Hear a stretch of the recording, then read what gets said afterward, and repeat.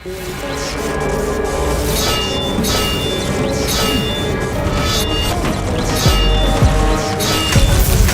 पुत्र हनुमान भगवान शिव के 11वें अवतार हैं। हिंदू धर्म ग्रंथों के अनुसार हनुमान जी को सबसे शक्तिशाली योद्धा माना जाता है। कई धार्मिक ग्रंथों में भगवान हनुमान जी की शक्तियों का वर्णन भी मिलता है। हनुमान जी को चिरंजीवी, अंजनी पुत्र, संकट मोचन और अन्य कई नामों से पुकारा जाता है।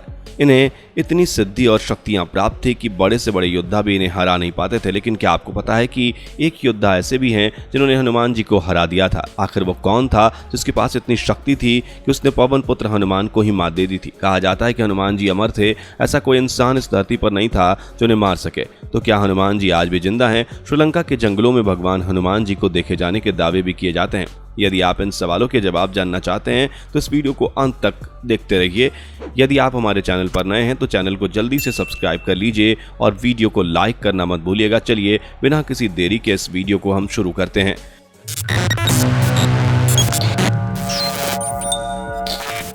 पौराणिक कथाओं के अनुसार एक मच्छिंद्रनाथ नाम के तपस्वी हुआ करते थे। मच्छिंद्रनाथ भगवान राम जी को काफी माना करते थे और उनकी पूजा अर्चना करते थे।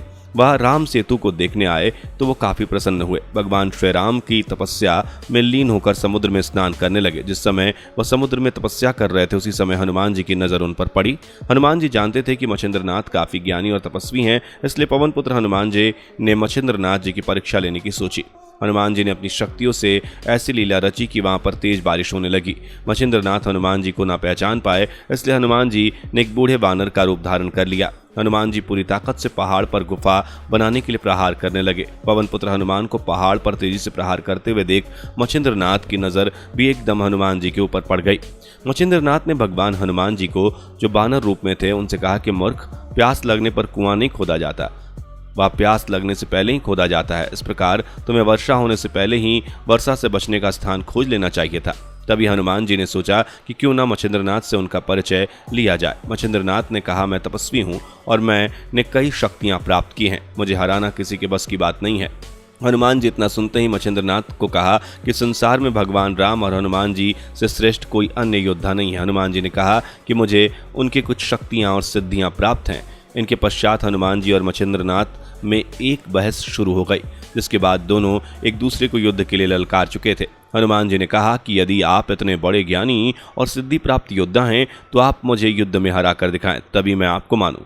जैसे युद्ध शुरू हुआ धीरे धीरे हनुमान जी की सारी शक्तियां खत्म हो गई, लेकिन मच्छिंद्रनाथ के साथ युद्ध जारी रखा। ये सब देखकर हनुमान जी को पिता वायुदेव ने युद्ध में आकर दोनों को रोकने का काफी प्रयास किया। जब युद्ध में वायुदेव प्रकट हुए तो उन्होंने हनुमान जी को युद्ध रोकने के लिए कहा और मच्छिंद्रनाथ से क्षमा मांगने के लिए भी कहा।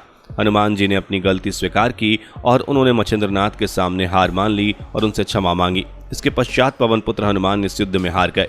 कहा जाता है कि इस युद्ध में हनुमान जी के हारने का मुख्य कारण यह था कि मच्छिंद्रनाथ जी के मुख पर श्री राम जी का नाम था, जिस वजह से हनुमान जी ने मच्छिंद्रनाथ को हराने का प्रयास नहीं किया। यदि भगवान हनुमान जी मच्छिंद्रनाथ को हरा देते तो ऐसे में श्री राम जी का अपमान होता, क्योंकि मच्छिंद्रनाथ श्री राम जी की काफ़ी पूजा अर्चना किया करते थे और पूरे युद्ध में लगातार अपने मुख से श्री राम जी का उच्चारण कर रहे थे। इसी कारण हनुमान जी ने युद्ध खुद ही हारना सही समझा। इस बात से ये प्रमाणित होता है कि मच्छिंद्रनाथ भगवान राम जी के भक्त ना होते तो शायद ही मच्छिंद्रनाथ भगवान हनुमान जी को हरा पाते। संकट मोचन हनुमान जी का इस दुनिया में मानने वाले लोगों की संख्या काफ़ी अधिक है। बहुत लोग ऐसे हैं जो यह बात जानते हैं, काफ़ी उत्सुक भी रहते हैं कि आज भी हनुमान जी हमारे बीच उपस्थित है। आए दिन सोशल मीडिया पर विभिन्न प्रकार की खबरें चलती रहती हैं।